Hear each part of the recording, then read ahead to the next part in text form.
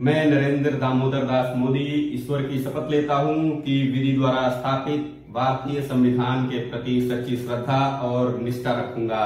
ये मैं नहीं, हमारे देश के यशस्वी प्रधानमंत्री श्री नरेंद्र मोदी का कहना है। उन्होंने शपथ ले लिया है, यानी संसद सत्र का जो 18वीं संसद सत्र का जो पहला सत्र है वह शुरू हो चुका है और सभी सांसदों को संसद में भाग लेने से पहले, संसद में अपने कामकाज शुरू करने से पहले सदस्यता ग्रहण करनी होती है। यह सदस्यता संसद भवन में नहीं बल्कि राष्ट्रपति भवन में दिलाई जाती है, जिसको लीड करती हैं हमारी प्रेसिडेंट द्रौपदी मुर्मू। द्रौपदी मुर्मू ने सबसे पहले प्रोटेम स्पीकर को नामित किया, प्रोटेम स्पीकर को चुना और इस साल जो 2024 का चुनाव हुआ उसके बाद से जो हमारे प्रोटेम स्पीकर बने वह हैं भर्तृहरि मेहताब, जो उड़ीसा के कटक लोकसभा क्षेत्र से लगातार 7वीं बार चुनाव जीत करके आए हैं। जो प्रोटेम स्पीकर होता है उसकी यह एक खासियत होती है कि वह लोकसभा में सबसे सीनियर माना जाता है, क्योंकि वह सबसे ज्यादा सीनियर होता है। इसके लिए उसे प्रोटेम स्पीकर के रूप में भी नामित किया जाता है। और जैसे आप देख रहे हैं कि जो प्रोटेम स्पीकर भर्तृहरि मेहताब हैं वह लगातार 7वीं बार चुनाव जीत करके आए हैं। इसके लिए उनको प्रोटेम स्पीकर के रूप में नामित किया गया है, उनको चुना गया है। जी, मेरा नाम है नवाज और आप देख रहे हैं GS with Nawaz. GS with Nawaz के इस वीडियो में हम आज खुल करके बात करने वाले हैं उन पॉलिटिक्स के मुद्दों पर जो आपके दिमागों में चल रहे होंगे। यूपी और बिहार के लोग पॉलिटिक्स में काफी दिलचस्पी रखते हैं। सिर्फ यूपी और बिहार के ही नहीं, देश के अन्य राज्यों के लोग भी पॉलिटिक्स में काफी दिलचस्पी रखते हैं और हम उसी दिलचस्पी को एक बार फिर से आपके जहन में बसाने वाले हैं, क्योंकि देश में लोकसभा के 18वें लोकसभा सत्र का पहला सत्र शुरू हो चुका है और सत्र के शुरू होने के साथ साथ हंगामे भी शुरू हो चुके हैं, क्योंकि जो पेपर लीक का मुद्दा चल रहा है वह हमारे संसद भवन में भी इस बार देखने को मिला। जैसे ही हमारे शिक्षा मंत्री धर्मेंद्र प्रधान संसद सदस्यता की शपथ लेने जाते हैं, हमारे विपक्ष के लोग नीट नीट के नारे लगाने शुरू कर देते हैं। यह संसद की जो शपथ ग्रहण होती है वह कैसे दिलाई जाती है, कब दिलाई जाती है और क्या कोई सांसद अगर जेल में बंद है तो उसे भी सदस्यता ग्रहण कराई जाती है या फिर उसकी सदस्यता रद्द कर दी जाती है। इन सभी मुद्दों पर आज बात करने वाले हैं, तो हमारे इस वीडियो को लास्ट तक, अंत तक देखना बिल्कुल भी ना भूले। सबसे पहले हम शुरू करते हैं, संसद कब शुरू होता है, संसद सत्र कब शुरू होता है। जैसे ही चुनाव खत्म होते हैं, इलेक्शन कमीशन ऑफ इंडिया के द्वारा चुनाव परिणाम घोषित कर दिए जाते हैं। सभी सांसदों को अपने सर्टिफिकेट के साथ आपने जरूर फोटोज देखे होंगे जो वायरल हुए होंगे।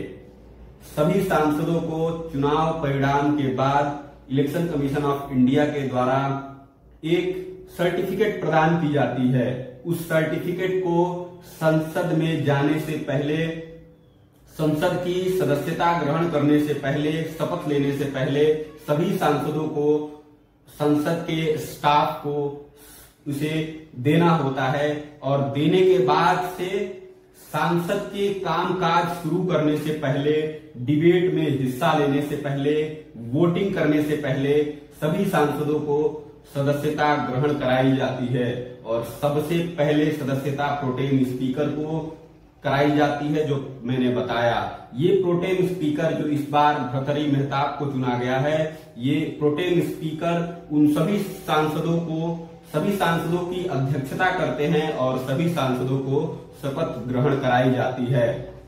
यह 1951 यानी 1951 के पीपुल्स ऑफ रिप्रेजेंटेटिव एक्ट के धारा 73 के अनुसार होता है, जिसमें यह प्रावधान दिया गया है कि सभी सांसदों को सदस्यता दिलाई जाए।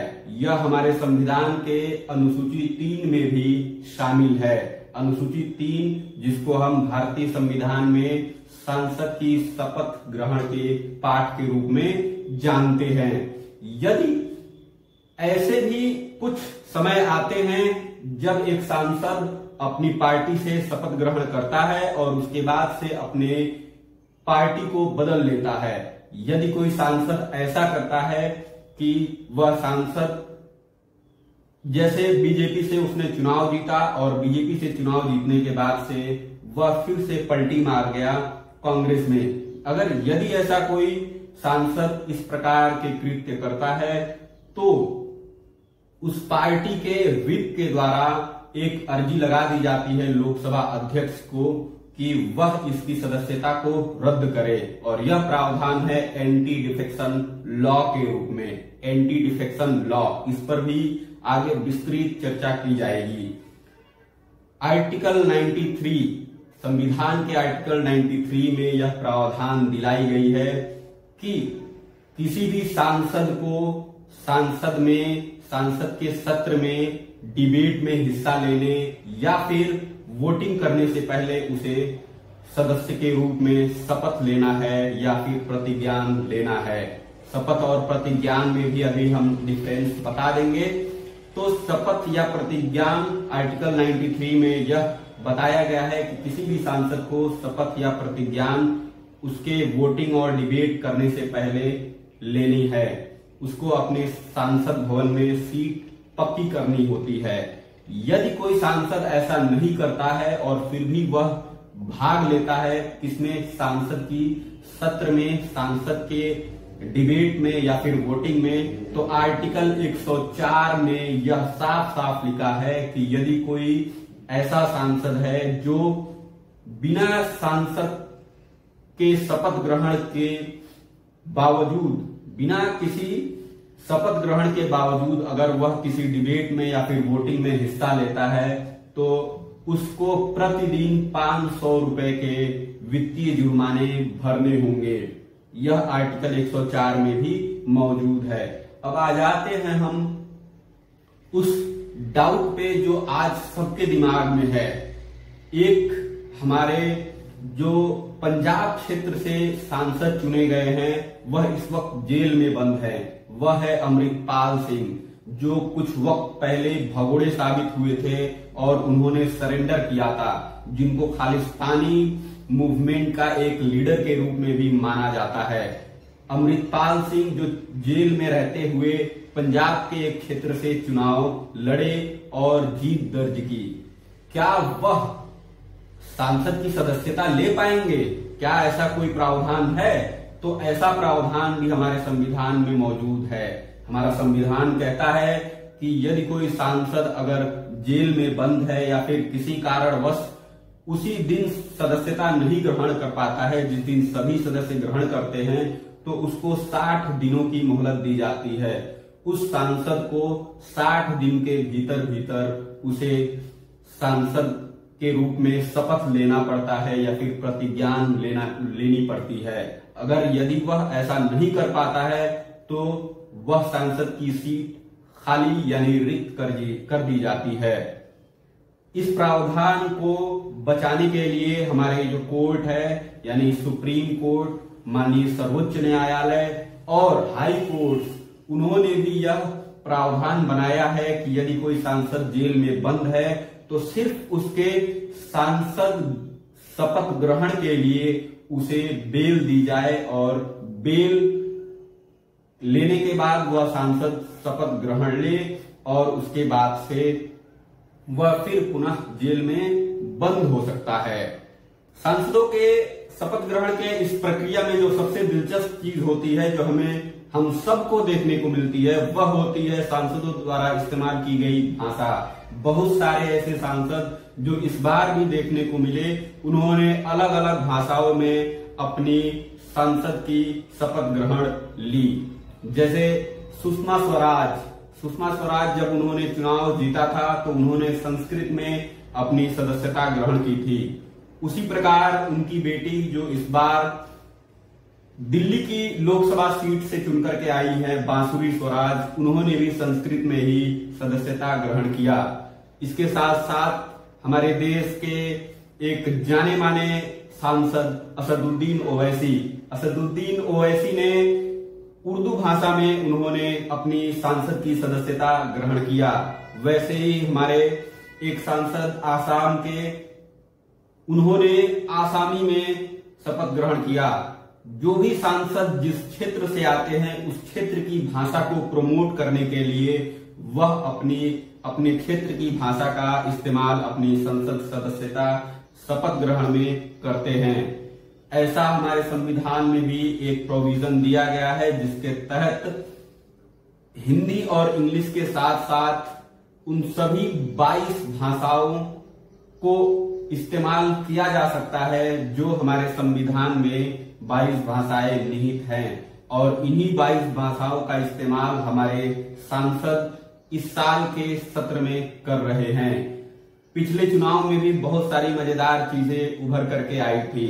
उसी एक मजेदार चीज यह भी थी, जब जो बहुत वायरल भी हुई थी, जब हमारे देश के सबसे बुजुर्ग सांसद संभल के डॉक्टर शफीकुर रहमान बर्क, जब उन्होंने सांसद की सदस्यता ग्रहण करने के लिए वह मंच पर गए तो पीछे से जो अन्य सांसद थे उन्होंने जय श्री राम के नारे लगाने शुरू कर दिए। और जैसे ही जय श्री राम के नारे डॉक्टर शफीकुर रहमान बर्क ने सुने, उन्होंने भी अल्लाह अकबर का नारा भी बुलंद कर दिया। ऐसा हालांकि उचित नहीं है, इस पर सांसदों को ध्यान देना चाहिए कि आप किसी एक मजहब को टारगेट नहीं कर सकते हैं। ये चाहे अगर वह मुसलमान हिंदू को टारगेट करे या फिर हिंदू मुस्लिम को टारगेट करे। ऐसा एक लोकतंत्र के सबसे बड़े मंदिर में यह करना उचित बिल्कुल भी नहीं है।